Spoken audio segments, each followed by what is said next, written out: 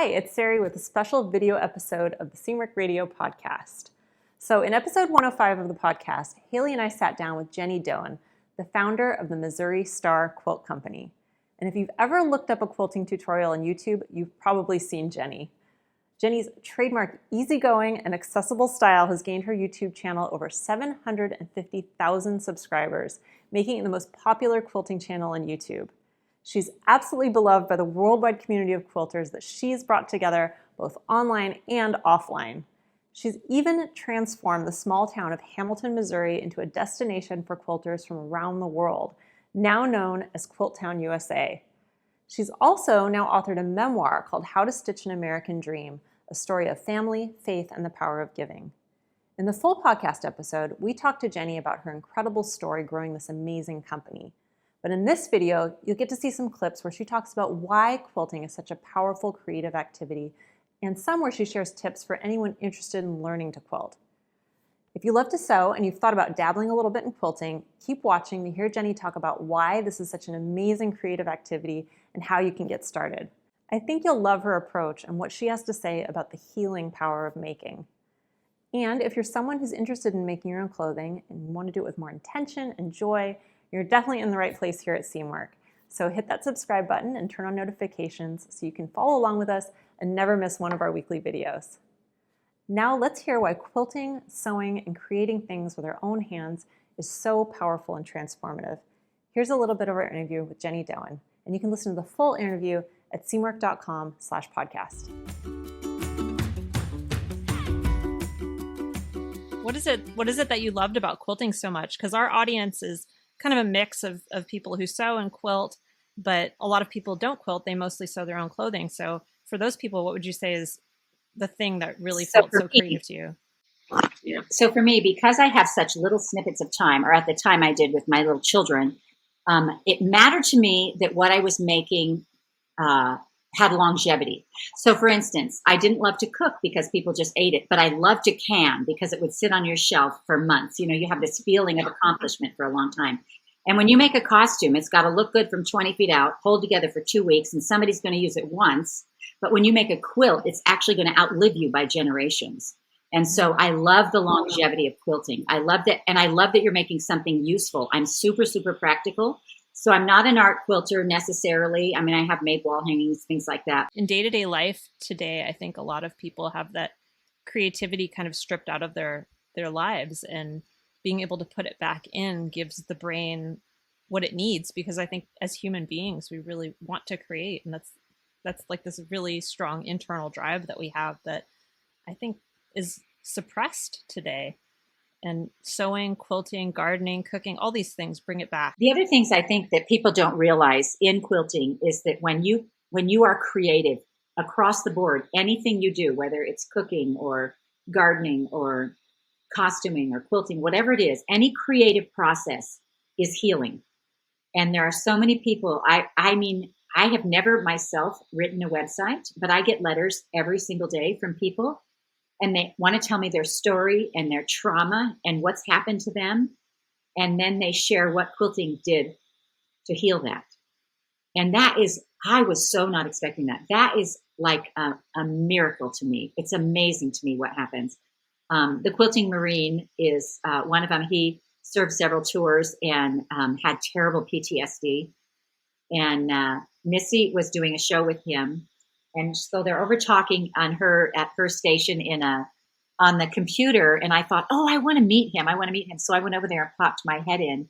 And I said, hey, I just wanted to meet you. And he saw my face and he just immediately burst into tears. And he said, if it hadn't been for you, if it hadn't been for quilting and being able to just sew pieces together to make order of something, and it was so sweet to hear him talk about that, and so emotional.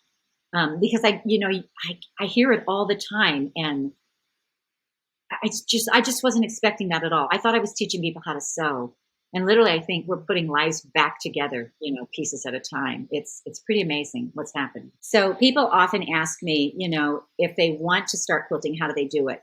For years, quilting has been a really intimidating thing for people, and people in the quilt world, I think some of them sadly have worked very hard to make it unattainable. You have to be perfect in order to do it. And that is not my mantra at all. My mantra is start where you are and grow, and enjoy the journey. When you start a quilt, what I have people do is first I have them get some lined paper. We used to call it binder paper. It's, but it's a lot of younger people don't know what binder paper is. We don't carry binders anymore. But it's just lined paper, no thread in your machine, but just sew on the lines and make sure that you can have control over your sewing machine and you can stay on those lines. Because if you can stay on the lines, you can do a 1/4 inch seam. And if you can sew straight for 3 inches or 2 inches, then you can make a quilt. And so then I suggest just buying a pack of the squares, big squares, small squares, it doesn't matter. But if you can sew straight for 10 inches and sew, 6 of those together, you've got a row done. And then you do 7 rows and you put those rows together. And then you go and pay a little money to have it quilted. And you will look at that quilt and you'll just be like, I cannot believe I made this. Because the quilting just makes it look like this. Holy smoke, this is amazing. One of the gifts of YouTube is that you can learn and fail in the privacy of your own home. You don't have to take a class and look like the one who can't get it or, whatever. You can pause, you can stop. You're in your own home, in your own basement, wherever, and you can fail and you don't have to come out until you feel confident. And then, you'll make 2 or 3 different things and you'll feel more confident. And then you'll come out and you'll join a group, you'll take a class, you'll go to a quilt shop, but you have to start somewhere. And YouTube is such a gift for that because it happens, in the privacy of your own home. That's amazing. You outlined some really great actionable steps for people to take if they're interested in quilting. Is there any special equipment or tools that you need to make a quilt? Well, there are tools that make it easier. You need a sewing machine that runs. It's really important that it runs. Does it matter what it is? Not one little bit. People will say to me, my sewing machine died.